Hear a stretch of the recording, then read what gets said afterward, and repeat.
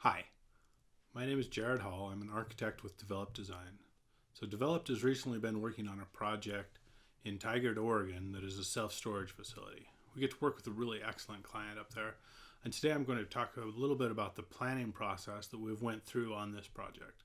So self-storage is known for being like the most efficient buildings you can possibly get. And while the building we will be showing you today may not look like it's the most efficient building possible, I think after we've walked through the process that we've went through to design it, you will see that it is just being the most efficient response to all of the different conditions that are placed on the building and to make the best building for the owner. So we'll go through a little slideshow that shows some of the planning, site plan processes we went through, and then we will do the building facade process and show kind of what the final building is going to look like. I hope you enjoy it. Okay, so the first image we're looking at here is just the general site plan with our property boundaries on it.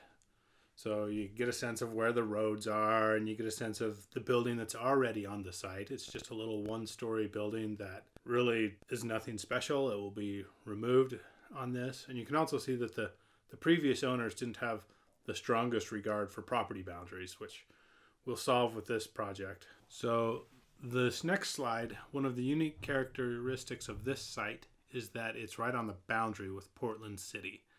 And on that boundary is actually a street right of way, even though it's not a street now and there's no indication that it will ever be a street. It does affect the way the building is designed. So another unique characteristic of this site is that while it looks like that northwest corner is frontage to the road, there's actually an additional property that sort of snakes over in front of it, which causes some headache for us planning wise. Another really intriguing thing about this site that makes it pretty difficult is even though it's less than an acre, there's 45 feet of fall from one corner to the other, which is steep. You can see the little red corner.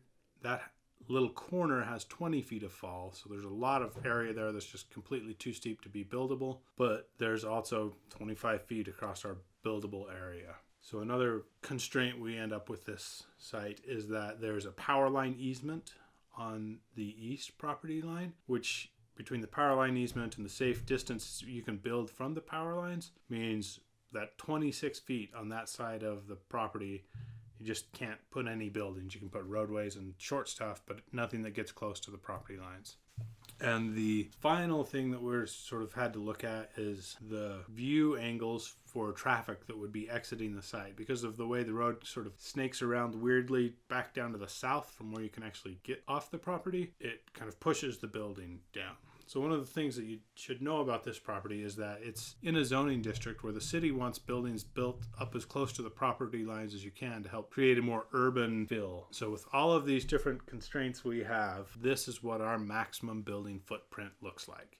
Sort of this weird shaped thing. So from there, we started looking, all right, how do we take this maximum building footprint and actually make something that works? So the first thing we do is we on that east side, push the building back just a little bit more so that there's room enough for a nice landscape buffer along that street right of way, because it is a right of way even though there's not a road there. We have to kind of act like it's a street, and then do that plus our traffic lanes to get into the site. So that's how you access the site. And then on that really steep southwest corner, we'll provide a little landscaping to buffer that edge of the building, because that edge will stick up pretty high, and also just to help stabilize the soil in that really steep area.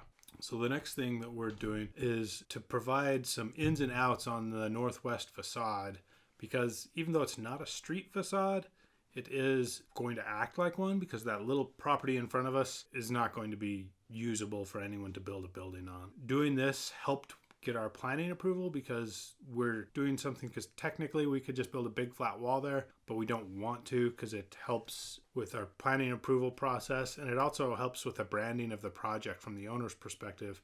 They get a building that is sort of a sign that draws people in. So the next thing we had to do is find a place to put our parking, and it just has to come off the little roadway, and we tuck it into the building a little bit, and you have parking for cars and parking for the bigger trucks that would be unloading into the storage facility. So that is our final site plan. And now from there, we'll look at how that site plan turns into the facades of the building a little bit. So the first is this northwest facade that we just talked about that has a few extra little jogs in it.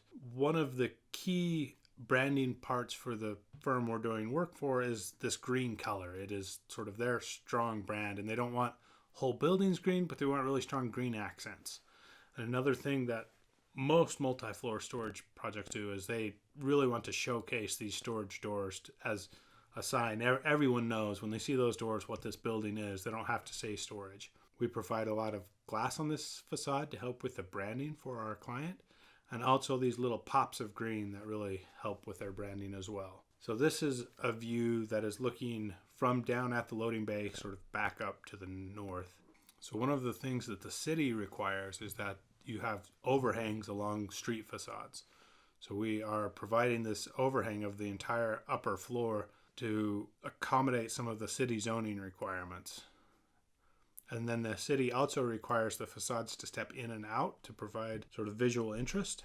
And so we are also stepping that upper facade in and out. Because this east facade is technically on the Portland City right-of-way, the city also requires a certain percentage of the ground floor to be glass. And so that's why you see a big chunk of glass up by the office. So this is sort of the view of the main entry point to the building.